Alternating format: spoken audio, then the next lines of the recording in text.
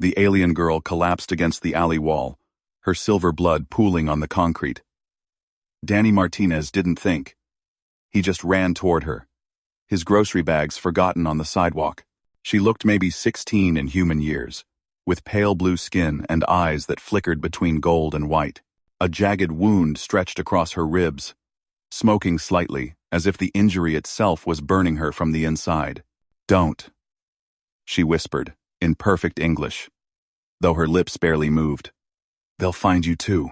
Danny ignored her. He stripped off his jacket and pressed it against the wound. The fabric sizzled on contact, but he held firm. "Who did this to you?" Well, before she could answer, the sky tore open. Not metaphorically. The actual sky ripped like fabric, revealing a swirling mass of red energy. 3 figures dropped through, landing with enough force to crack the pavement. They wore black armor that seemed to absorb light, and their faces were hidden behind featureless masks. "Step away from the child of infinite suns," the center figure commanded. His voice echoed with electronic distortion. "Your species has no stake in this hunt." Danny looked down at the girl. She was trying to push him away with trembling hands. Her eyes pleaded with him to run. He stayed put. "She's bleeding out in my city," Danny said. "That makes it my business." The hunters exchanged glances. One of them laughed, a sound like grinding metal. "Your city? Human? Do you understand what you're protecting? This creature has ended civilizations. She is chaos incarnate." The girl's hand gripped Danny's wrist. Her touch was cold, but he felt something else too. A pulse of energy that made his hair stand on end. "Please," she breathed. "I'm not what they think." Danny had been a paramedic for 8 years. He'd seen people lie about injuries, about violence, about everything. But he'd also learned to recognize genuine fear. This girl was terrified. And not just of dying. "Then what are you?" he asked softly. She smiled, sad and ancient. "Someone who made a mistake 3,000 years ago." 12. She. Tracian. The hunters moved forward in unison. Danny felt his heart hammering against his ribs. He had no weapons, no plan, no idea what he was doing. But his grandmother had raised him with one rule: you don't walk away when someone needs help. "Last warning, human," the lead hunter said, raising a weapon that hummed with purple energy. Danny stood up slowly, placing himself between the girl and the hunters. His legs shook, but his voice came out steady. "You want her? You go through me first." The girl gasped behind him. "You fool. You beautiful, stupid fool. Do you know what you've just done?" "Probably something really dumb," Danny admitted. The hunters raised their weapons. The girl's eyes began to glow. Light erupted from the girl's body, not blinding but warm, like standing too close to a star. Danny felt himself lifted off his feet and thrown backward by an invisible force. He crashed into a dumpster. The air knocked from his lungs. When his vision cleared, the alley had transformed. The walls glowed with strange symbols that seemed to write themselves in real time. The girl floated 3 feet above the ground, her wound sealing itself with threads of pure light. Her hair, which had been dark and matted with silver blood, now flowed around her head like she was underwater, shifting through colors Danny didn't have names for. The hunters stood frozen, their weapons lowered. "Impossible," one whispered. "The seal should have held for another century." The girl's voice came out different now, layered with harmonics that made Danny's teeth ache. "You should not have threatened him. You should not have made me choose between my chains and his life." She descended slowly, her feet touching the concrete with a sound like a bell ringing. The glow around her dimmed but didn't disappear. When she looked at Danny, her eyes were still that shifting gold and white. But now they held something that made his stomach drop. Power. Ancient, vast, and barely contained. "I am Kira," she said, her voice returning to something almost normal. "And I am sorry, Danny Martinez. Your life will never be simple again." "How do you know my name?" Danny managed to ask, still struggling to breathe properly. I know many things. I know you saved a drowning child when you were 12. I know you became a paramedic because your sister died in a car accident, and you couldn't help her. I know you eat cereal for dinner 3 times a week because cooking for one person feels pointless. She smiled sadly. I know you are kind in a universe that rarely rewards kindness. The lead hunter finally found his voice. The Council of Eternal Thrones will hear of this. Child of infinite suns. You have broken the terms of your imprisonment. Tell them, Kira said coldly. Tell them I chose a human over their laws. Tell them I would do it again. The hunter pointed at Danny. He is marked now. Every bounty hunter, every glory seeker, every species that remembers what you did will come for him. You have condemned him. Then I will protect him. You? The hunter laughed. You can barely maintain that form. The seal drained you for millennia. You have a fraction of your former strength. Kira raised one hand. The hunter was suddenly 20 feet in the air, held by nothing visible. His armor cracked and sparked. Shall we test what a fraction of my strength can do? Kira, stop, Danny said, forcing himself to stand. She looked at him, surprised. They would have killed you without hesitation. Maybe. But I'm not them. Danny met her eyes. You said you made a mistake 3,000 years ago. Don't make another one now. For a long moment, Kira stared at him. Then she lowered her hand. The hunter dropped, landing hard but alive. He scrambled backward, his companions pulling him toward the tier in the sky. This isn't over, he snarled. The Crimson Accord will issue a contract on both your heads by morning. Every mercenary in 7 galaxies will come hunting. Let them come. Kira said quietly. The hunters disappeared through the rift, which sealed behind them with a sound like thunder. The alley fell silent, except for distant traffic and Danny's labored breathing. Kira's glow faded completely. She swayed, and Danny caught her before she fell. Up close, she looked young again. Vulnerable. The wound on her ribs was gone, but exhaustion lined her face. 3,000 years, Danny said. You want to tell me what you did? I saved a planet, Kira whispered, and destroyed 1,000 others in the process. The weapon I used to stop an invasion tore holes in reality. Entire star systems collapsed. Species went extinct. I tried to fix it, to undo the damage, but I only made things worse. So the council imprisoned me, bound me in a seal that would hold until I learned to control my power. I don't think they expected me to break it for a random human in a dirty alley. I'm not random, Danny said, trying for humor despite the insanity of the situation. I'm at least somewhat notable. She actually smiled. You stood between me and death. You have no powers, no weapons, no reason to believe you could survive. But you stayed. Her hand touched his chest, right over his heart. Why? Danny thought about his sister, about all the people he'd tried to save over the years, about the ones he couldn't. Because someone has to. Because if everyone just walks away, what's the point of anything? Kira's eyes shimmered with something that might have been tears. The universe is vast and cold and cruel. Danny Martinez.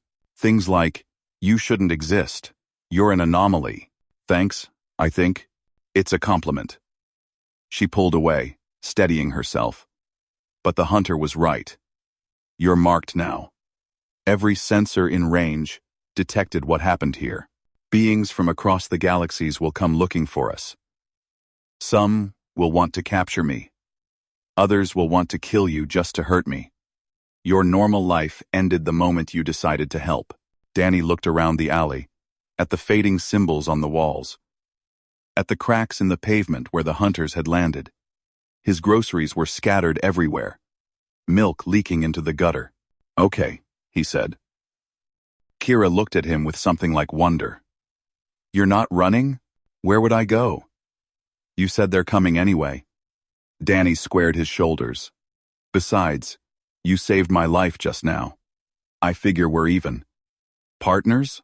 She studied him for a long moment, then nodded slowly. Partners.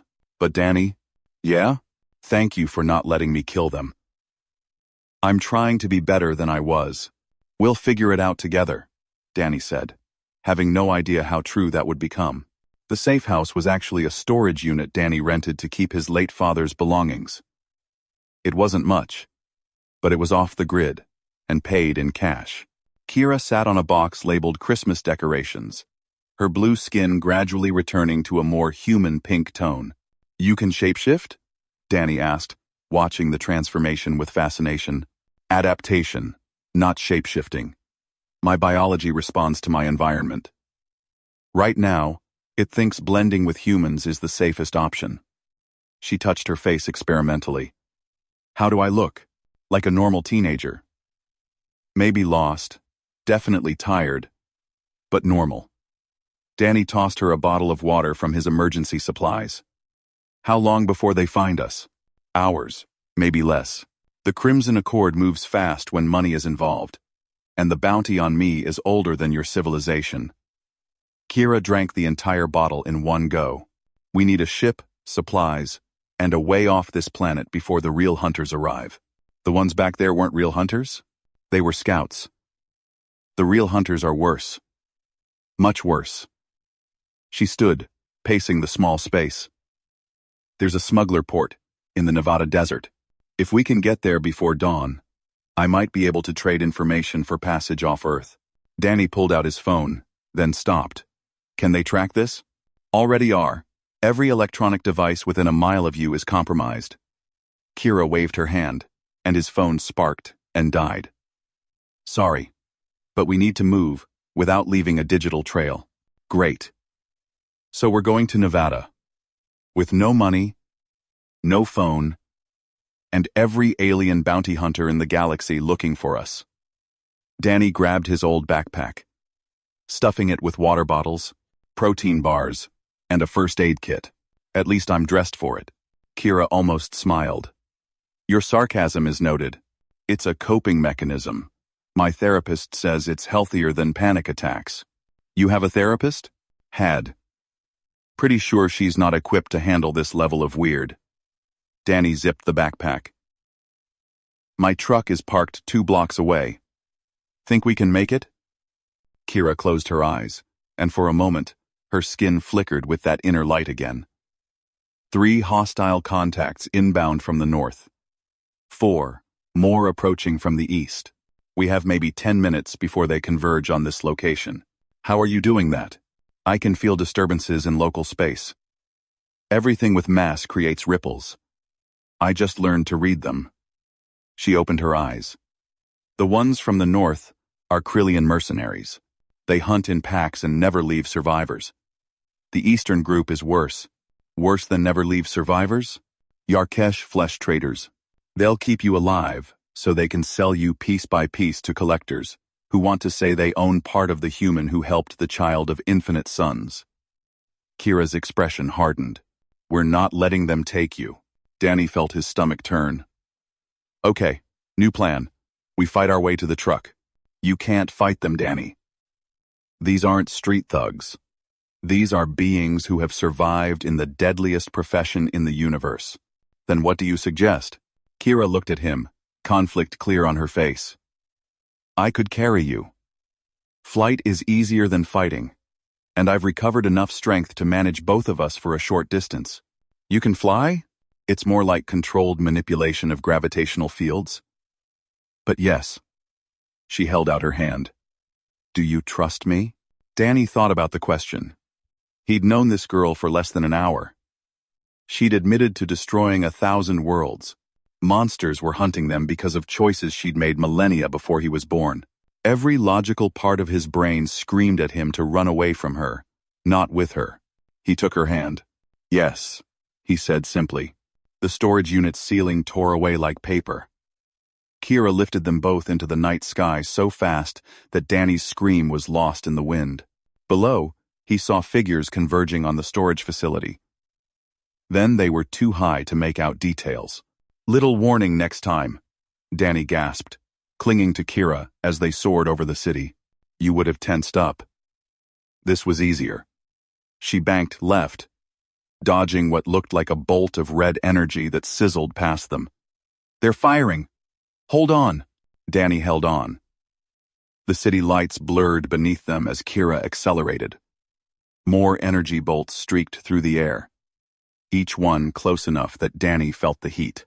His truck was somewhere below, but they were moving too fast for him to orient himself. Then Kira jerked sideways, and Danny saw why. A ship had appeared, sleek and silver, keeping pace with them. Its hull bristled with weapons, all pointed in their direction. Surrender the child of infinite suns. A voice boomed from the ship, somehow audible over the wind. The human will be spared, if you comply immediately. They're lying, Kira said through gritted teeth. Danny, I need you to not panic for the next 30 seconds. Why? What are you going to do? Something I haven't done in a very long time. Her eyes erupted with light. The air around them began to shimmer and distort. Danny felt pressure building, like being deep underwater. His ears popped. His vision swam. Kira raised her free hand toward the ship. The vessel crumpled like aluminum foil in a fist. It didn't explode or break apart. It just compressed into a ball of twisted metal, the size of a car, then dropped from the sky like a stone.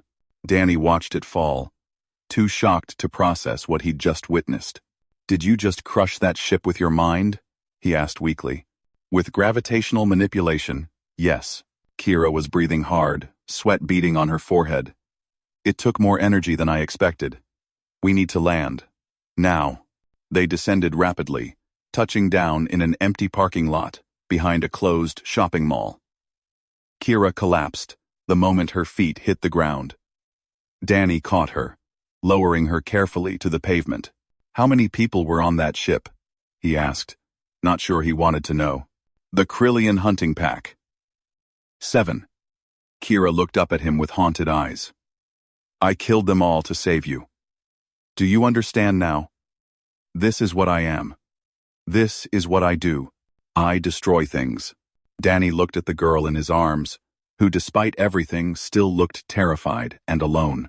He thought about the hunters who would have killed him without hesitation, about the ship that had opened fire on them, about the flesh traders who wanted to sell him in pieces. You protected me, he said firmly. There's a difference. Is there? Kira whispered. 3,000 years, and I still can't tell. Sirens wailed in the distance. Someone had seen the ship fall. They had minutes, maybe less, before authorities arrived. Danny helped Kira to her feet. Come on, my truck should be 3 blocks south. Can you walk? She nodded, leaning on him. Together, they stumbled toward the street. 2 fugitives against a universe that wanted them dead. Danny's truck was a 15-year-old pickup with rust spots and a temperamental starter. It took 3 tries to get it running while Kira kept watch, her eyes scanning the sky for more threats. When the engine finally caught, Danny had never been so happy to hear that familiar rattle. Nevada is 18 hours away, he said, pulling onto the empty street. We'll need to stay off major highways. Can you sense if anyone's following us? Kira closed her eyes. Nothing close. But I'm weakening, Danny. That ship took more out of me than I thought. My range is shrinking. How bad? I can barely sense 100 yards now. Before the seal, I could feel disturbances across entire solar systems. She opened her eyes, frustration evident. I'm almost helpless. You just crushed a spaceship with your brain. That's not my definition of helpless. It nearly knocked me unconscious. At full power, that would have been effortless. She slumped in the passenger seat. The seal did its job too well. Thousands of years of suppression broke something inside me. I don't know if I'll ever recover my full strength. Danny drove in silence for a while, processing this. The streets were empty at 3 in the morning, streetlights casting orange pools on wet pavement. Everything looked normal, peaceful. Like the universe wasn't actively trying to kill them. "Can I ask you something?" he finally said. "Of course. When you destroyed those worlds, the 1,000 star systems, was it quick? Did they suffer?" Kira turned to look at him, surprise clear on her face. "That's what you want to know?" "Yeah. I figure if I'm going to keep helping you, I should understand what happened." She was quiet for a long time. When she spoke, her voice was barely audible over the truck's engine. It was instantaneous. "The weapon I used created cascading dimensional fractures. Reality just stopped existing in those areas. No pain, no warning. One moment they were there, the next they weren't." She wiped at her eyes. "Does that make it better or worse?" "I don't know," Danny admitted. "But you were trying to save people, right? That counts for something, does it?" When the cost was so high, Kira stared out the window at the passing buildings. "The planet I saved was my home. The Vexor swarm was going to consume it. Convert every living thing into more soldiers for their endless war. I was young, powerful, and desperate, so I used a weapon I didn't fully understand. And I broke the universe, trying to save one world." "What happened to your home after?" "The council evacuated it, said it was too dangerous to remain, that my presence there would invite retaliation. I never went back." Her reflection in the window looked impossibly sad. "For 3,000 years, I've been locked in a prison of light and mathematics, alone with my guilt. The only thing keeping me sane was knowing that at least no one else could die because of me. And then I ruined that by being stubborn in an alley. You saved me, Danny. That seal was killing me slowly. Another century, and there wouldn't have been enough of me left to care about freedom." She turned to face him. "Why did you help me? You didn't know any of this." "For all you knew, the hunters were right." Danny thought about how to answer. "My sister used to say that kindness doesn't need justification. You help because you can. Because someone needs it.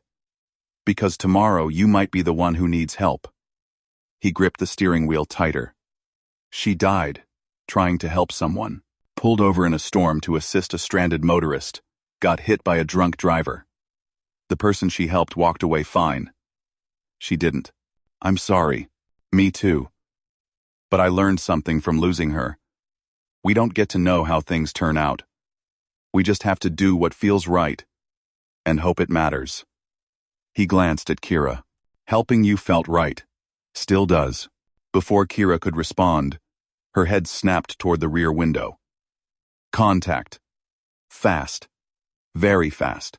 Danny checked the mirror. A motorcycle was approaching at impossible speed, closing the distance in seconds. The rider wore armor that seemed to absorb the streetlights, making them hard to focus on. Shadowkin assassin. Kira breathed. One of the deadliest species in known space. They move between shadows, strike without warning. "Danny, you need to stop the truck." "What?" "Because I can't fight effectively while protecting you in a moving vehicle. If we crash, you die. If I hold back to keep you safe, we both die." She grabbed his arm. "Trust me, stop the truck." Danny hit the brakes. The pickup skidded to a halt in the middle of the empty street. The motorcycle pulled up beside them, engine purring like a predator. The rider dismounted in one fluid motion. "Child of infinite suns," the assassin said. Their voice was wrong, layered and echoing like multiple people speaking at once. "You are worth 40 million credits alive, 60 million dead. The human is worth 5 million to the right buyer. Surrender now, and I promise a clean death for both." "Promises from a shadowkin," Kira said, climbing out of the truck. "Worth less than vacuum. Fair." The assassin's helmet retracted, revealing a face that seemed to shift and change, never quite settling on one appearance. "Then, let me promise this instead. I will make your deaths memorable. The universe will speak of how the mighty child of infinite suns fell to a simple assassin in a human backwater. Danny got out of the truck, moving to stand beside Kira. She looked at him like he was crazy. "What are you doing?" she hissed. "Partners, remember?" Danny had no weapons, no powers, no way to hurt this thing. But he'd be damned if he'd sit in the truck while Kira fought alone. The assassin laughed. "The human has courage. Pointless, but admirable. Very well. Let's see if the legends about you are true. Child of infinite suns. Let's see if you're still worth fearing." The assassin moved, and shadows moved with them. Kira shoved Danny behind her, raising both hands. Light erupted from her palms, searing away the darkness. The assassin dodged, impossibly fast, appearing behind them in a blink. Danny felt cold metal against his throat. A blade, sharp enough that he felt blood before he felt the cut.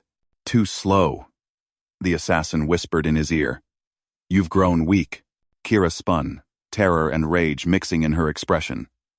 "Let him go. Make me." For a heartbeat, nothing moved. Then Kira's eyes ignited with that ancient light, and the street itself began to tear apart. Chunks of asphalt lifted into the air.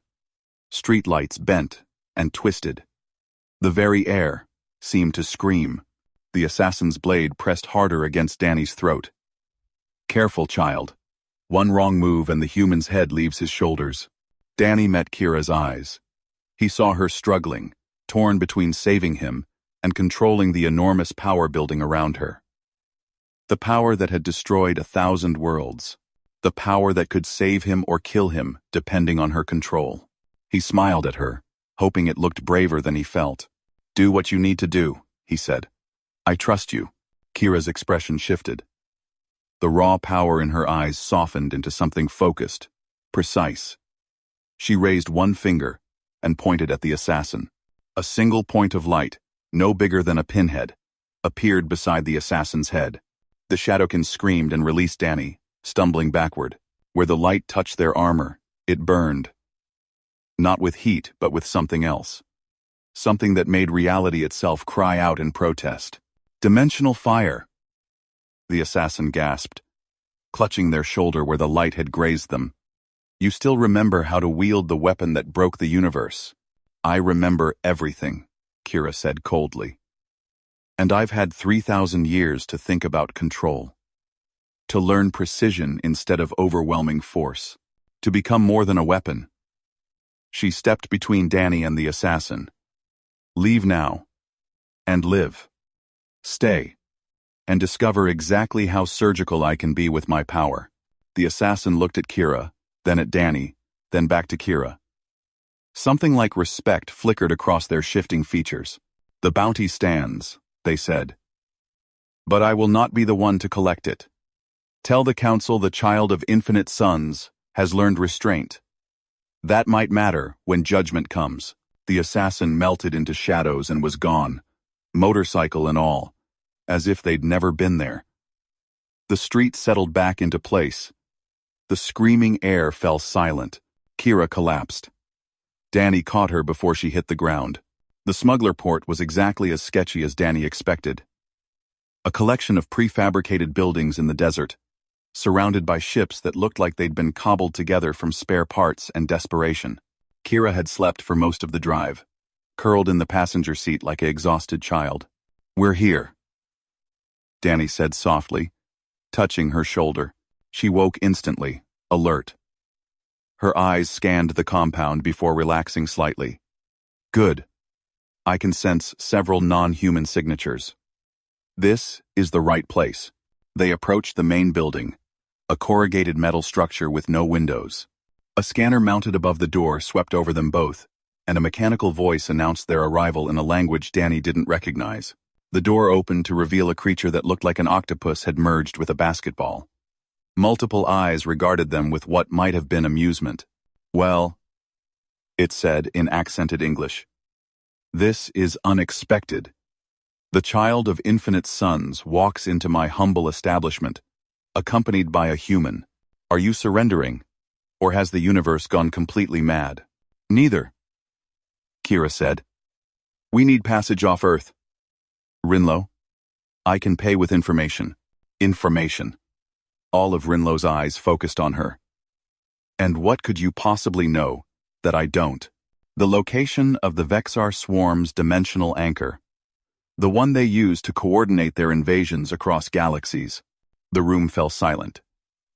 Several other aliens who'd been lounging around suddenly sat up straight. Noni Tomsford. If you're lying, Rinlo said carefully, I will sell you both to the highest bidder. Without hesitation, I'm not lying. I've had 3,000 years to think about my mistakes. I tracked the swarm's anchor before I was sealed. The location is still valid unless they've moved it, which they can't do easily. Kira straightened, and despite her exhaustion, she looked regal. That information, freely given, in exchange for safe passage. Rinlo's tentacles writhed, a sign of deep thought. The Council will not be happy about this. The Council imprisoned me for 3 millennia. I think I've paid my debt to them. Kira glanced at Danny. This human saved my life. When he had no reason to. When it would have been smarter to walk away. I owe him more than I owe the Council. And I will see him safe. Touching, Rinlo said dryly. But the bounty on you is substantial. Why shouldn't I just take it? Danny stepped forward before Kira could respond. Because she's trying to do the right thing. Because that information could save billions of lives. Because kindness should matter more than credits. He met Rinlo's multiple eyes. And because if you try to take that bounty, she'll probably tear this entire compound apart, and nobody makes any money. Several of the other aliens laughed. Rinlo made a sound like bubbling water that might have been their equivalent. I like this human. He's either very brave or very stupid. Rinlo turned to Kira. The information first. Then we discuss passage. Kira provided the coordinates, a string of numbers and spatial references that meant nothing to Danny but made Rinlo go very still. The alien pulled out a device, checked something. Then all their eyes widened. This is legitimate, Rinlo breathed. Do you know what this means? The Vexar swarm has been a plague on the universe for 10,000 years. This could actually stop them. That's the idea, Kira said quietly. I caused enough destruction. Time to prevent some. Rinlo studied her for a long moment. The Council says you're dangerous. That you're chaos incarnate.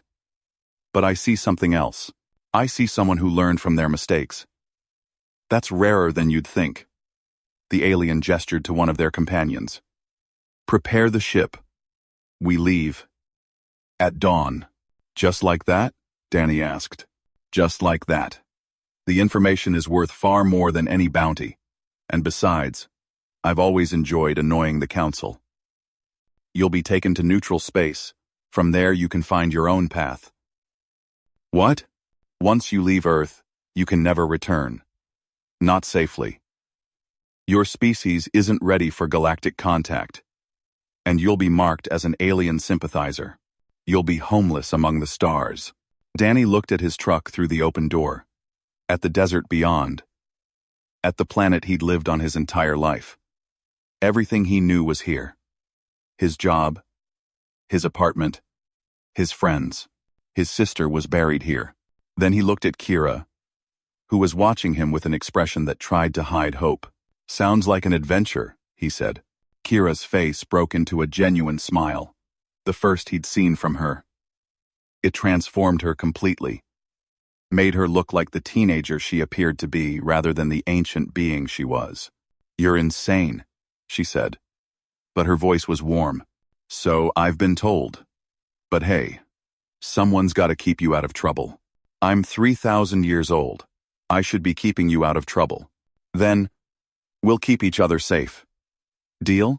She took his hand, and Danny felt that pulse of energy again, warm and alive. Deal. Rinlo watched this exchange with what might have been approval. Touching. Truly. But there's one more thing you should know. Human.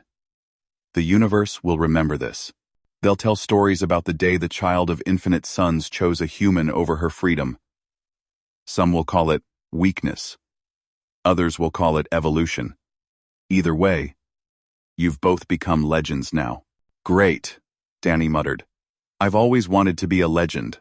Careful what you wish for, Kira said, but she was still smiling. As dawn broke over the desert, Danny watched a ship unlike anything he'd ever imagined prepare for launch. He thought about calling someone, leaving a message, explaining where he'd gone, but what would he say? Sorry, I'm leaving Earth to protect an alien girl who accidentally destroyed 1,000 worlds but is trying to be better? No one would believe it. In the end, he left his phone in the truck with a simple note for whoever found it. Gone to help a friend. Don't worry about me. Kira stood beside him as they boarded the ship, her hand still in his. Terrified, he admitted. But also excited. Is that weird? No, she said softly. It's human. It's wonderful. It's exactly why I chose to save you. The ship's engines hummed to life, a sound that Danny felt in his bones. Through the viewport, he watched Earth shrink below them, blue and beautiful and impossibly small. Everything he'd known his entire life, reduced to a sphere hanging in darkness. But Kira was beside him. And for reasons he couldn't fully explain, that felt right. Like he was exactly where he needed to be. So, he said, as stars began to appear in the blackness around them. Where to first? Kira smiled, and in her ancient eyes, Danny saw something new. Something that looked like hope. Wherever we want, she said. The universe is vast. But we'll face it together. The legend and the paramedic who saved her. I think we'll make quite a team. Danny laughed, and the sound echoed in the ship's metal corridors, carrying with it the promise of adventures yet to come. Behind them, Earth continued its orbit, unchanged by the fact that one of its children had chosen the stars. Ahead lay infinite possibilities, danger, and wonder in equal measure, and somehow, standing beside Kira as they hurtled toward the unknown, Danny Martinez had never felt more at home.